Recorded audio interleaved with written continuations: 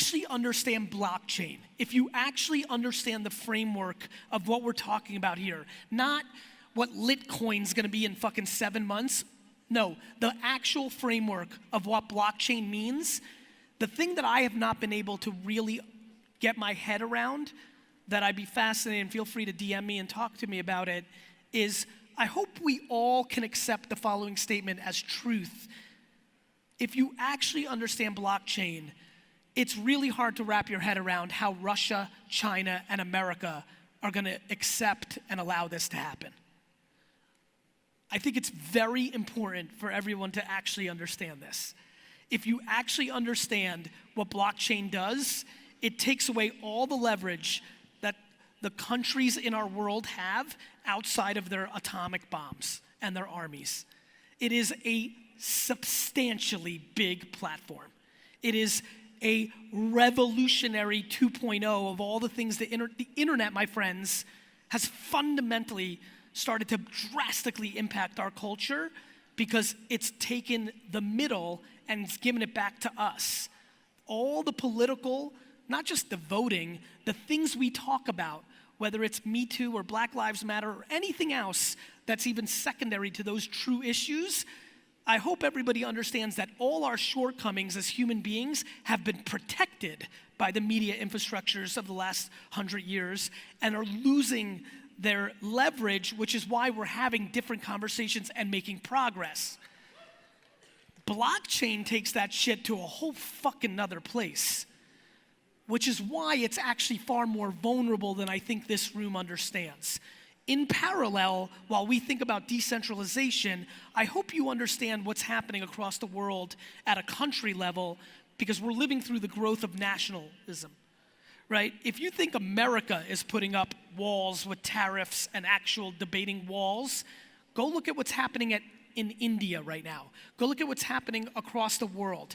We are now, more than ever, over the last 70 years, seeing countries build internal mental walls which are in complete conflict with something that looks like blockchain.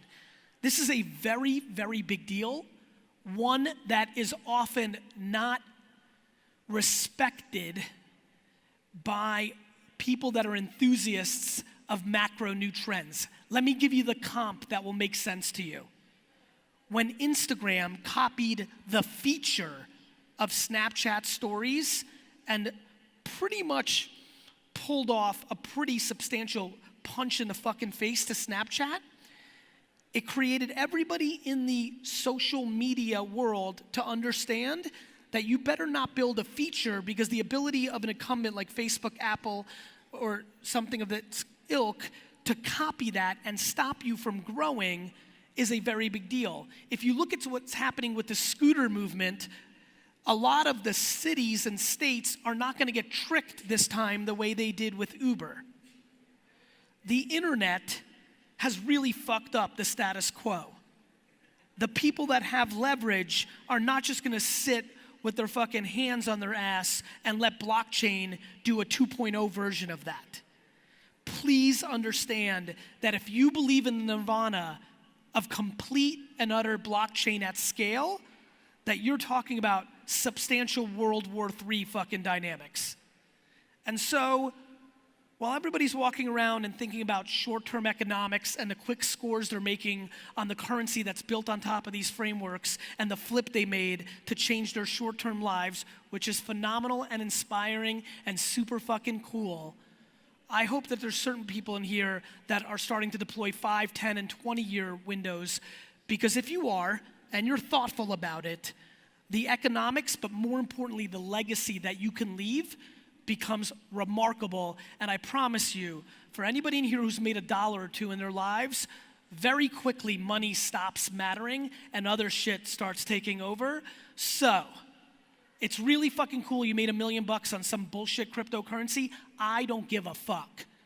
What I care about is you're actually here, which means you are fundamentally 0.00001% ahead of society in your opportunity. I hope that you give the meaningful thought process and strategy against this advantage you have, Because when I saw people have it with social, and when I saw people have it with email, and with search, and with the internet itself, 99.9% of them fucking blew it because they were going for the short-term score because they didn't respect in the macro opportunity.